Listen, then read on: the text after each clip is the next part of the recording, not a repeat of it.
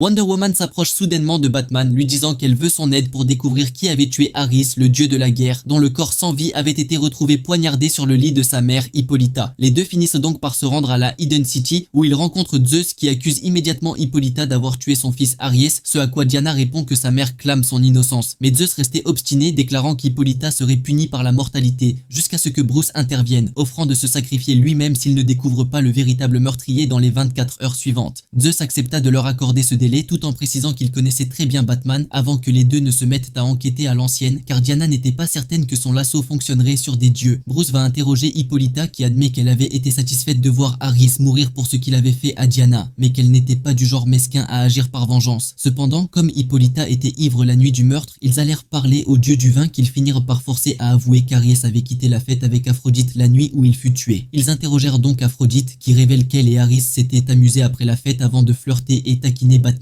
jusqu'à ce que ce dernier soit frappé par un éclair. Zeus nia que ce soit son éclair et Diana, furieuse, retourna aider Bruce à se remettre, moment durant lequel il s'ouvrit à elle, avouant que la gentillesse de Diana avait restauré sa foi religieuse, ce qui fit monter les larmes aux yeux de la guerrière. Elle poursuivit ensuite son enquête auprès de Héphaïstus, qui aurait pu tuer Aris parce qu'il avait couché avec sa femme Aphrodite, mais quelque chose clochait chez lui, car il ne cessait de répéter à Diana de partir. Il ne restait plus que 3 heures à Diana, et elle ne savait plus quoi faire, jusqu'à ce qu'Aphrodite apparaisse, lui disant qu'après sa visite à son mari, elle voulait simplement qu'elle sache qu'elle n'avait jamais couché avec Aris, car tout ce qu'il voulait était de pleurer ses regrets pour la douleur et la souffrance qu'il avait causée dans ses guerres. Diana retourna alors voir Héphaïstus, lui affirmant qu'elle savait qu'il ne se souciait pas de la chair, mais que ce qui l'avait blessé, c'était le fait qu'Aphrodite ait réconforté Aris dans ses tourments, alors qu'elle n'avait jamais eu de temps pour lui. Héphaïstus appuya alors sur un bouton pour étrangler lentement Diana avec le lasso, lui disant de dire à Aris qu'il ne l'avait pas tué, qu'il avait seulement rapporté à Zeus combien son fils était devenu féminin et vulnérable. Diana sourit alors, insinuant que Batman était aussi dans la pièce, ce qui effraya suffisamment Héphaïstus pour qu'elle puisse l'assommer. Elle repartit ensuite avec Batman voir Zeus, l'accusant d'avoir tué son propre fils, essentiellement parce qu'il était devenu trop féminin. Bruce menaça alors de révéler aux morts comment Zeus avait assassiné son fils, ce qui força finalement le dieu à libérer la mère de Diana.